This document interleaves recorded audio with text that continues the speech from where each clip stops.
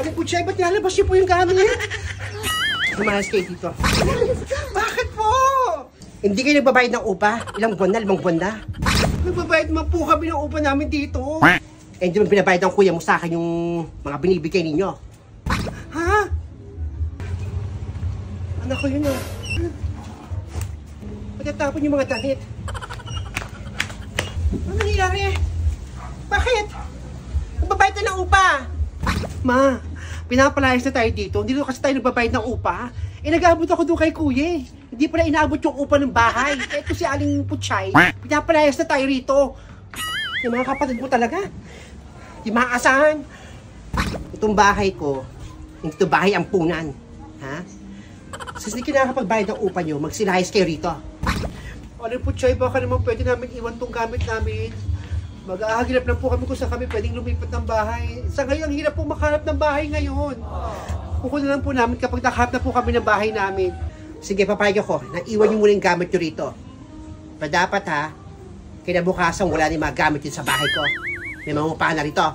Salamat po, Aling Putchay. Halika na. Magkap tayo ng bahay. Halika na, ma. Meanwhile, Ba't di kasi nagbabayad ng upa ng bahay? Ay naku ma ha, ako nagbabayad ako ng upa. Hindi pala binabayad nila kuya yung binibigay kong ambag doon sa bahay eh. Kaya napalayas tayo eh. Ako bayad ako ng bayad tapos sila hindi man pala binabayad doon sa bahay. Kaya pala pala humanap ng bahay sa ngayon. Nauupahan? Ma, ano gagawin ko? Hindi ako sanay na walang bahay. Ano ko nga yung nabigay sa akin ng cheque ng nanay ni Blandina. Sino kaya itong tumatawag na to? Hello? Hello? Sino to? Nanay to ni Peter, nung binigyan mo ng nung binigyan mo ng cheque.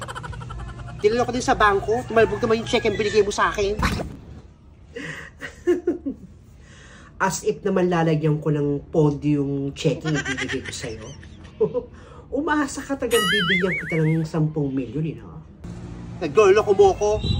Alam kong baliw na baliw ang anak kong si Blandina kay Peter. Kaya hindi mo sila mapaghihiwalay. Tagang tatalbog ang cheque kasi wala namang pondo yun.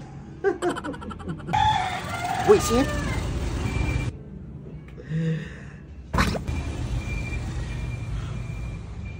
Saan tayo ngayon? Ayos naman eh. Ayoko tumira dito sa kalsada. Kaya saan tayo pupuntahan? Saan tayo pupulutin ngayon? Ma, may alam ako ba? Punta natin dun si Ninita sa bahay na Nena. Siya lang mag-isa dun. Ano? Dun tayo, ma. Sige na. Ayoko talaga din sa kalsada tumira. Tama. Walang kasama dun si Ninita. Punta natin yung bahay ni Nena dun. Halika na. Halika na, ma.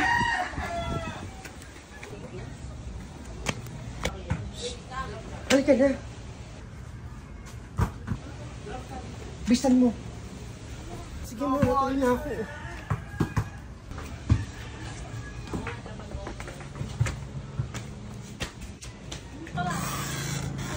Ano yung mga yung pumasok sa bahay nila pa rin tsaka ni Nena?